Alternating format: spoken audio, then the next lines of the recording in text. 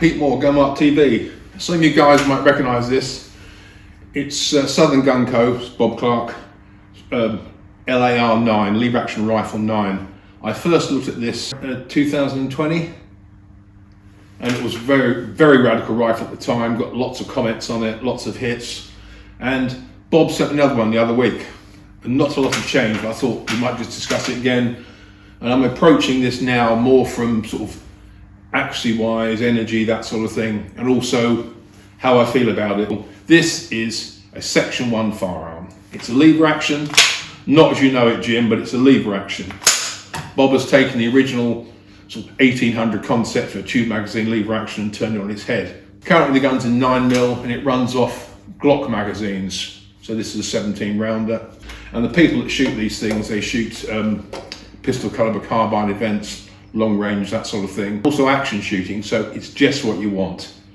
As we can see here, the barrel is very heavy and fluted. I think it's a little bit too heavy for my needs, but that's however you want to build it, because he's got his gun builder program.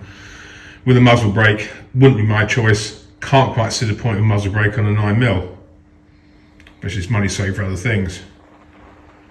4-inch detachable, it comes off his lever release series of guns, which are sadly banned by the government, and he loses them on these. Again, I'd soon have a fix for him with some, but it's entirely what you want to do.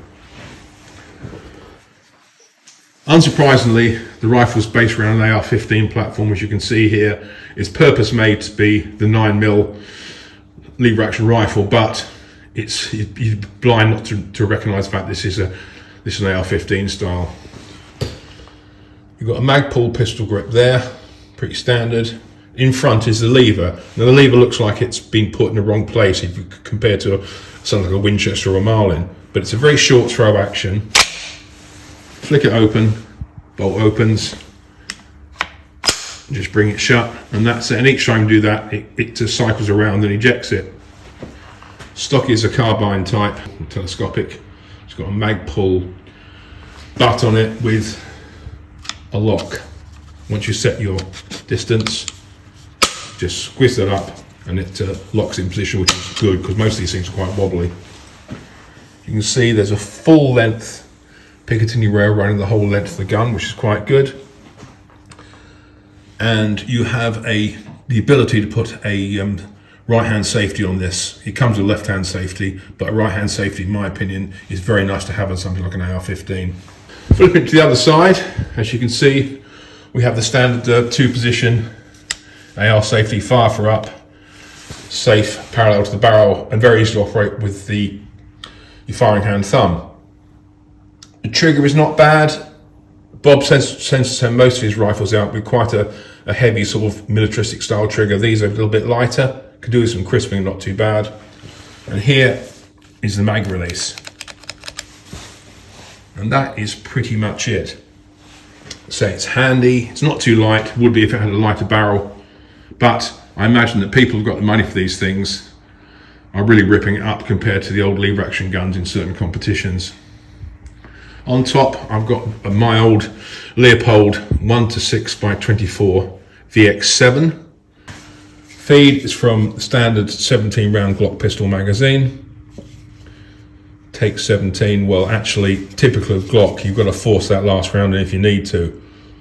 But it's there. The other good thing is it's the new mag. As you can see, there's like steel lips around the back of the rear of the cartridge case, which stops the mag bulging because it's a polymer magazine, which was a problem with the old Glock pistols. You put the mag in and it was very hard to eject because it bulged. For the 9mm side of things, I picked 4 loads, 3 FMJ, which is more common in the UK, and 1 hollow point, which I thought might have potential for something like a short-range foxing rifle.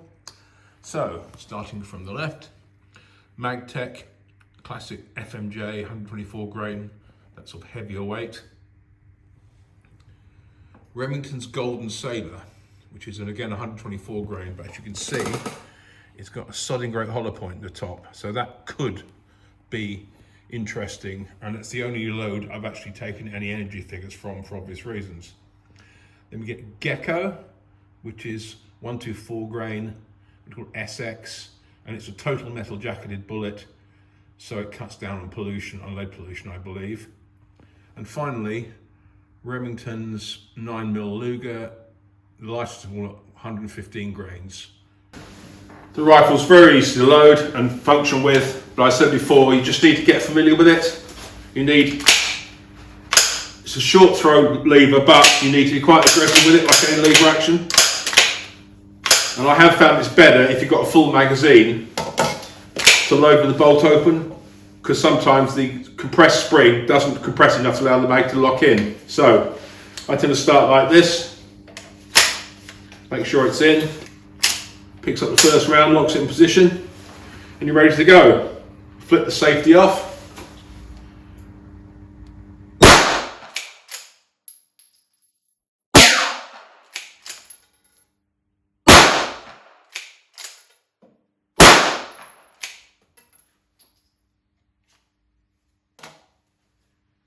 That's it. You just run it that way.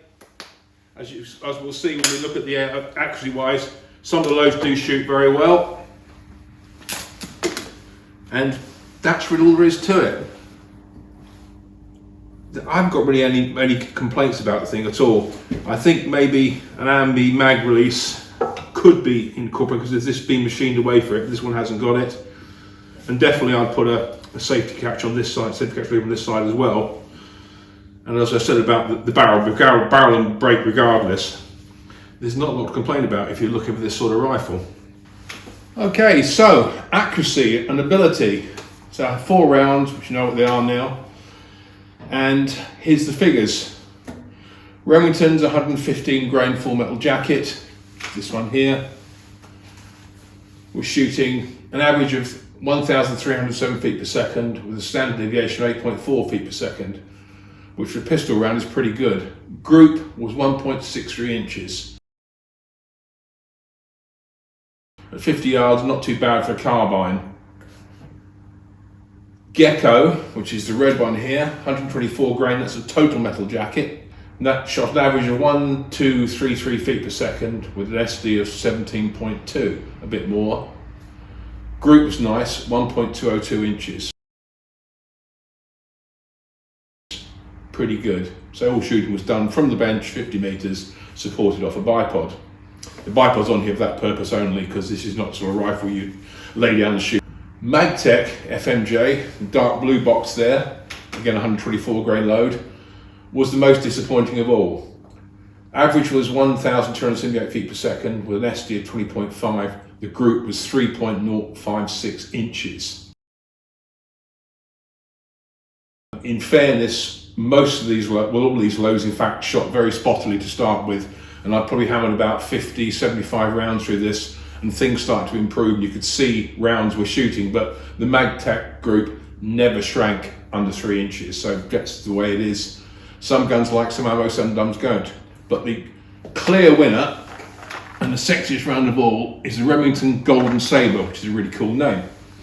Jacketed hollow point, so it's the only round you might consider for perhaps short range fox control or something of that nature, I don't know, because it's a hollow point. And that was doing an average of 1,318 feet per second, which is the quickest of them all, with an SD of 11.4, which is not bad. Group was 0.745.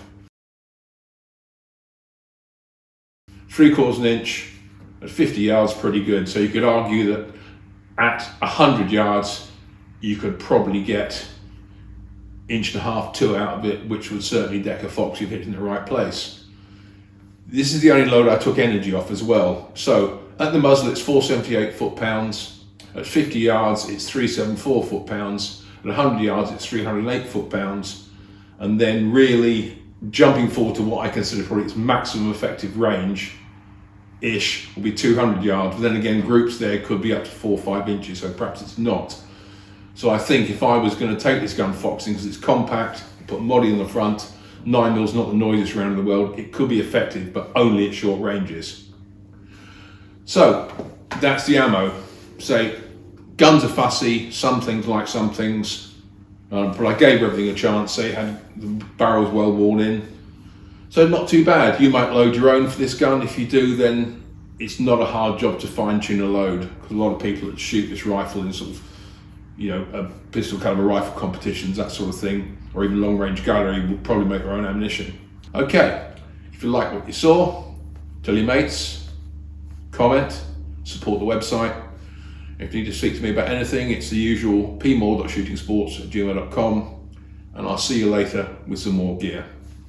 Good and safe shooting.